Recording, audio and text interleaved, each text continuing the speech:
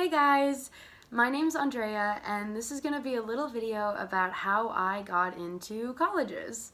So I recently graduated high school and for the past couple of months a lot of people, especially underclassmen, have been reaching out to me asking how I got into so many great colleges and for any tips, advice, so I figured I should just make this video, post it online in case anyone else has questions like that. So first off, the 9 schools that I applied to were the University of Texas, the University of Oklahoma, A&M in College Station, Baylor University, Columbia, UNC Chapel Hill, Boston University, Alabama, and Washington and Lee, and the University of Washington. So I actually applied to 10 schools, but I ended up canceling my application to Alabama for some crazy reason, just in the middle of the night. I don't really remember why, so we'll never know. But I got accepted to UNC Chapel Hill, Boston University, A&M, Baylor, OU, Texas, University of Washington, Washington and Lee, and I sadly got rejected from Columbia, but I definitely knew that was going to happen. I will be attending the University of Texas in Austin. So the reason that I applied to those schools is because I found a lot of tips online saying that you should definitely apply to a few safety schools, a few schools that you're comfortable going with, a little bit more of a reach, but you think you can get in, and then a few dream schools. So my dad definitely pushed me to apply for those dream schools. My dream schools were actually UNC Chapel Hill, Boston, Washington and Lee, and Columbia. I did not think I was going to get into any of those because they have very low acceptance rates. So yeah, I applied to, I think, all of them for business because I, at the time, wanted to be in marketing. I still kind of want to be in marketing, but now I'm going to major in public relations, so we'll see. The first thing that you should do when you're picking what colleges you want to apply to is definitely research what programs they have. Research if they are liberal arts, more STEM-based, all those type of things, because there's definitely some schools that I wanted to go to, I thought about applying to, but it turned out they didn't either have a strong public relations program or they were more focused on engineering, all those type of things. It's definitely better for you to research those things so that you don't, not necessarily waste, but kind of waste your time applying to those schools if you're not going to end up going there and it's not going to be the best thing for you.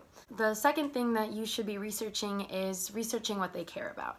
So for example, what I found is that the University of Texas, which was the school that I really wanted to go to from the beginning, really cares about diversity and what you do to make yourself different, how you can stand out. I realized that this school really cares about doing a lot of different things, so I joined the Chemical Engineering Club, the Healthy Eaters Club at my school, National Art Honor Society, National Honor Society, a bunch of different clubs that were very highly variated so that I could show them that I can do a lot of different things and I'm not just a one-track person, which they ended up liking a lot, and I was told that that was a big thing that made me stand out to them. Boston University, I found during the application process, was that they really care about someone who is invested culturally and into the arts. One of my essay questions was actually if, I think it was how art can relate to us emotionally, something like that. And I wrote my essay about Joan Mitchell, her artwork, because I was in art history, so she's my favorite artist. So I wrote all about her. They really liked my essay. Another very, very important factor in your application is your essay. I was actually handwritten, I think, 3 or 4 letters from 3 or 4 different colleges. I know Boston wrote me, I know OU wrote me, A&M and Texas. They all wrote me about how wonderful my essays were, how much they loved them. So definitely work those, work. Before I got accepted to the University of Texas, I actually met with someone high up at UT, and they told me that that is probably one of the most important factors for them. It's how well can you write, what story do you have, what can you tell them. It's what is ultimately going to differentiate you the most, because there might be someone with the same scores as you, slightly more community service, maybe better grades, better ranking, all those things. But if you are able to show that you have overcome things, that you have a good story to tell, that you can tell it well, then ultimately that's going to make you a stronger candidate.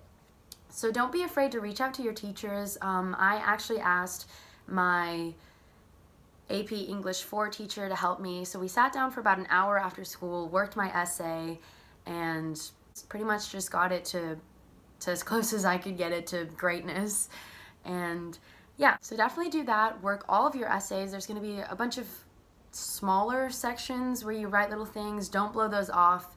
Put as much effort to those as you can. Start working on your applications early on. That way you don't have to rush anything by the end. For schools that are rolling admission, I would definitely recommend to try to apply as early as you can, because that's going to put your application in those admissions officers, whatever they're called, hands. They're going to read all about you. They're going to know you. They're going to know that you're on top of it and you're not procrastinating. For other schools that have more of a deadline and then they have a starting date when they accept, try to apply a little bit later. For example, University of Texas, their deadline is the December 1st, but they don't start telling people till I think mid-January. So apply to those schools later, because that'll give you time to buff up your resume, to look more at your essays, get better recommendation letters, all those type of things. Recommendation letters are also very important. Make sure to ask a teacher who not only likes you, but knows how to write a good recommendation letter. Try to find those teachers that have been writing letters for years, because they know how to write a good recommendation letter. They know what the colleges want to see, and they know what to say. So the next thing is, if you haven't already been doing this, definitely try to do a lot of community service. If you happen to be a freshman or a sophomore, try to find one place that you're going to stick to for all 4 years, all 3 years, because it shows that you can be committed to some place, and it shows that it's not, just some hours here and there to please your parents or look like a good kid.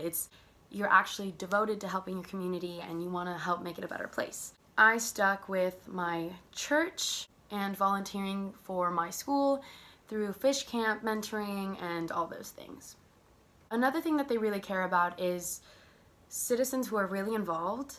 I found online that while schools used to really care about, especially the Ivy Leagues, they used to really care about what you can do to change the world, mission trips in Africa, Guatemala, all those type of things. Now they're looking for students who change their community one step at a time, who are committed to fixing problems that they see at home.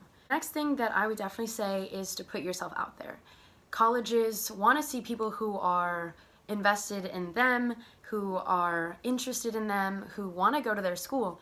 I emailed my application advisor at the University of Texas, at A&M, at Baylor, I think UNC and Boston. I emailed all of them, and I found online that it said that it really speaks volumes, because they're more likely to return interest if you're interested.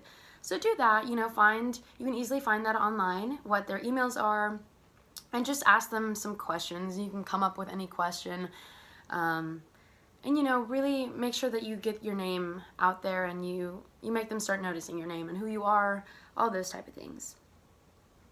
Another thing is, if you're studying for the SAT or ACT, if you know that you're going to be more STEM-based or more English writing-based, focus on what's going to help you.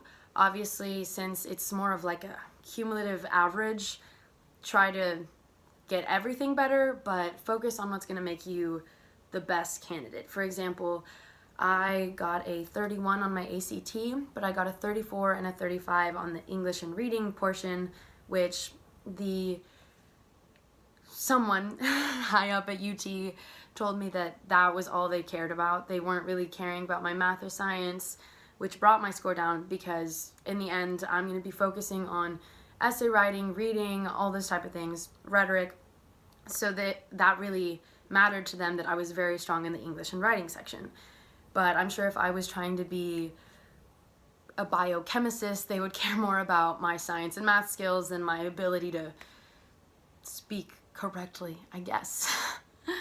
So yeah, on your studying, definitely focus on your score. At the end of the day, that shows that you are very well suited to be a good student, that you know how to study, you have the brains to study. So yeah, I hope this video helps you, and I wish you the best of luck in your applications.